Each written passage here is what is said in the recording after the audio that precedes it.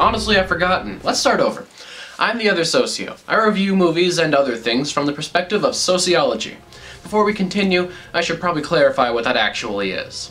The product of upper-class men meeting in salons, sociology emerged around the same time as psychology. While psychology tends to focus on the individual and anatomy of the brain, sociology studies group behavior and statistics. And since that means it uses numbers, the hard sciences will at least acknowledge us at Ice Cream Socials. It's not exactly all-out war between the disciplines, however. There can be cooperation, especially if a particular subject would benefit from both group and individual analysis. With that in mind, let's talk about The Truman Show. The film that proved Jim Carrey could do more than spaz at a professional level, The Truman Show follows the story of one man living his life, every second of it on television. Not only does it show how strange things would be in a setting paid entirely by corporate interests, but also the reactions others have to a situation, from fandom to opportunism to whatever this guy's doing. And as a disclaimer, I promise not to use any Ace Ventura clips during this review. Scout's honor. Let's begin. Meet Truman, centerpiece of his own Joe Schmo universe. And no, this one didn't get cancelled. He spends his entire life in this gigantic dome, surrounded by people acting like they're living their everyday lives while he actually lives his. Well, sort of. He's a star of the reality series The Truman Show, which people excitedly watch 24 hours a day around the world. Truman's an insurance salesman, so his activities include going to work, doing paperwork, and going to sleep. Somehow, the show's still on and getting great ratings after 30 years. I just don't see how. Part of this phenomenon could be that it's the first documentation of someone's entire life, literally prenatal on, but I don't think that would ensnare the world audience for 3 decades. Well, one of the reasons that could maintain interest for so long is that he's not acting. He's the only one reacting like a real human being, without scripts, without pretense, without knowledge that the entire world's inexplicably watching his every move. So keeping him in the dark about that fact is paramount, and it's done so through strictly controlling every aspect of his environment.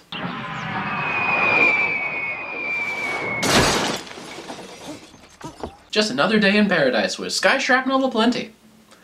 That actually could be normal for him.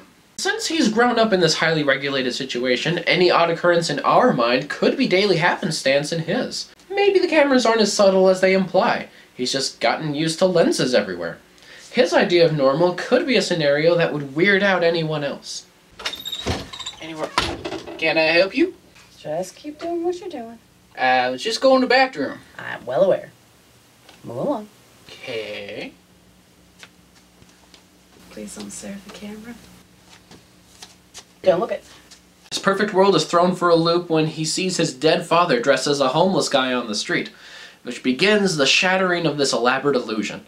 Now, it's not the father's appearance which directly causes this, but rather the crew's response to his appearance. Hey, what are you doing? Hey! What's that?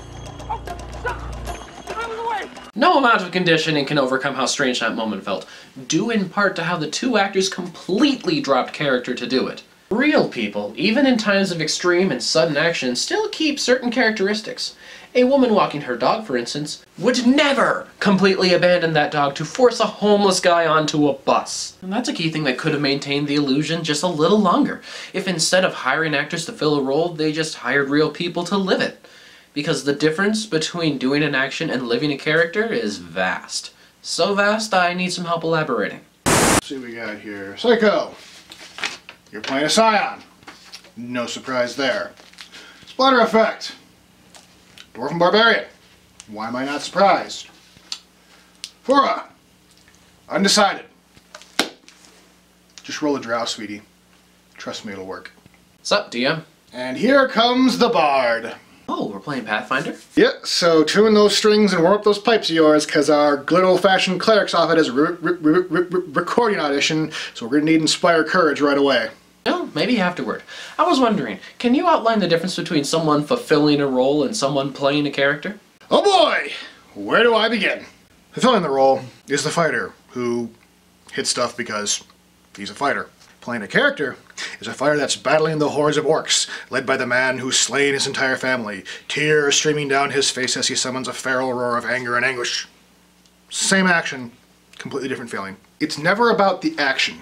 It's about why the character's doing what they're doing. It's what separates the wage slave from the commission seeker. So in The Truman Show, some of these actors are really not cutting the mustard as far as believability goes. Wouldn't it have been easier and, in the end, safer to fill the town with real people instead? Fund an entire town just for a TV show? Do you know how much that would cost? Plus, how would they fulfill their advertising quota? True, everything on the show is for sale, and that's how they make their revenue, but wouldn't it just be easier if the town had a real good or service it produced instead of just being a giant billboard for the whole country? Fair point. And a real town is going to cut down on a lot of problems that they created with an artificial reality.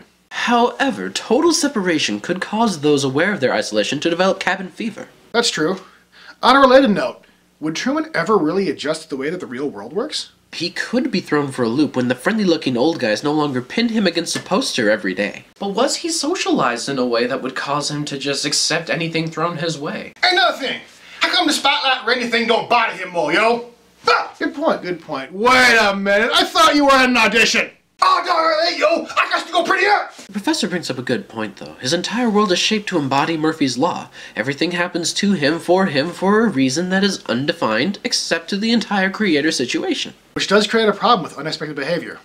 I mean, as long as Truman stays on his routine, everything is planned and arranged to fool him. Creating this illusion of the perfect town is the embodiment of socialism. And what happens to the set when he leaves? What happens to the town and all the people living in it? And if he were given the choice at 18, would he have left despite the mental prison? Screw mental prison. He's in a physical prison. He's blocked at every turn by phobias, people in hazmat suits at one point, and then a crazy DM stopping him from getting his stuff back or leaving the place. Shut it, you! Hey, who gave you a camera? Just following orders, boss. Regardless, he is trapped by a situation. But that's what all good creators do. Does that include trying to kill him? What good storyteller hasn't tried to kill their players? Guys, what were we talking about? Psychological development. No, role-playing a character. Socialism? My stuff? Yeah. Yeah, you're all right. I'm gonna go try and elaborate on something we all just talked about. Yeah, you do that. I'm gonna try something. You find yourselves in an existential crisis, questioning the realities that surround you. Roll for initiative. So, logistics aside, let's talk about the creator of the show, Christoph. He pioneered this endeavor, and his own life has become completely defined by running someone else's world. Naturally, he's ensuring that his star stays in that world. As a boy, Truman wanted to be an explorer, to go out and see everything that the world had to offer. As the boy in the world's largest bubble, he didn't realize how impossible this dream was. How does Christoph solve this? Oh, you're too late. There's really nothing left to explore. Being an amoral tool of the man and lying to Truman constantly. Wait, it goes beyond lying. Remember how Truman thought his father had died? Well, when he was a kid, the show staged a storm in which Truman watched his father slip beneath the rough seas. That trauma was created to keep him away from the water forever, so he'd never leave the island.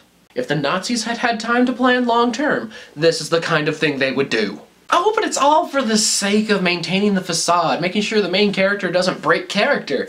You know, Christoph's just trying to maintain the illusion for the audience. And that is a large part of the entertainment business. For instance, this is what normal room lighting looks like. It's kind of dark, shadows in all the wrong places, and honestly a little amateurish and strange.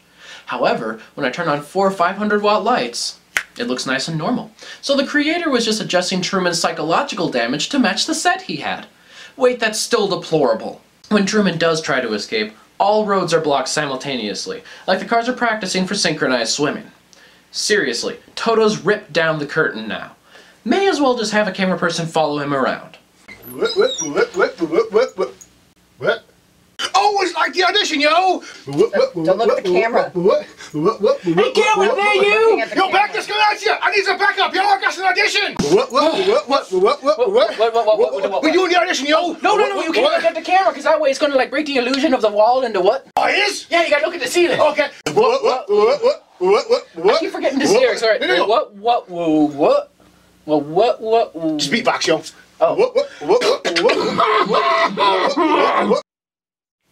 Okay, throughout all of this, the audience is riveted. They care about Truman, mostly because he entertains them, but is that so wrong? People from all walks of life tune in to share an experience, to understand one man, to know his inner workings and his real life. He's given society an icon to communally support, and nothing shows that better than when he tries to sail away. Truman takes to the sea and sails for the horizon in the middle of the night. The creator panics and searches for him with the biggest spotlight he can find. Cue the sun. No, the power hasn't gone to his head at all. I myself command the sun to rise and set at will. It's a great party trick. The fourth wall now crumbling around him, Truman's faced with a sudden tempest. It grows in intensity, trying to scare him to shore. He struggles through it, and the audience is glued to the screen as he fights for his life. If he drowns, that'll be the first thing to actually happen on this show in years. He overcomes the odds, makes his way across the sea, and discovers the world is far smaller than he ever imagined.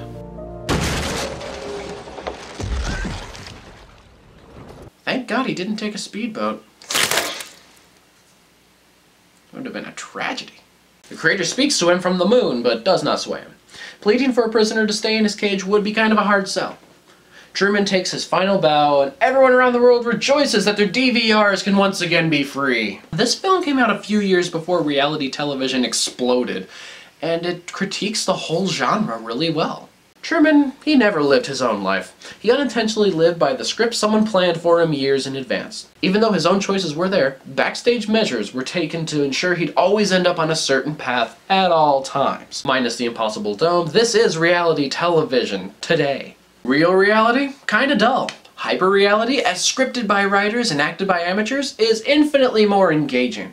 You can get more invested in it. There's story arcs. I mean, how many story arcs do you have in your own real reality? Not very many. And in reality television, these just happen to be people with story arcs. No. No. We live in reality constantly. Why would we go home and watch more people bumbling through it? People prefer a staged reality, and that sentiment really sums up The Truman Show. It portrays a perfect situation, which is completely impossible to create. The movie has charm, some humor that really works, and a touching performance by Jim Carrey when he isn't being quite so Jim Carrey. If you're a fan of his dramatic work, I'd say check it out if you haven't yet. Just don't think too hard about it while you're watching. It saves a lot of headaches, trust me. I'm the other Socio, and hang on. Yes? You didn't even mention it's the show's 1-year anniversary. Oh, is it? Yeah. Socio, you need to be aware of these things. It's a time of celebration, also of innovation. Are there any changes you've had in mind? And that's the problem with all Tarantino films. It's just one big story that doesn't go anywhere. The minor stories, they're entertaining, but overall there is no plot. Could use a cigarette. You know, I think I'm gonna grow a goatee again. I'm the other Socio, and I still don't have a sign-off.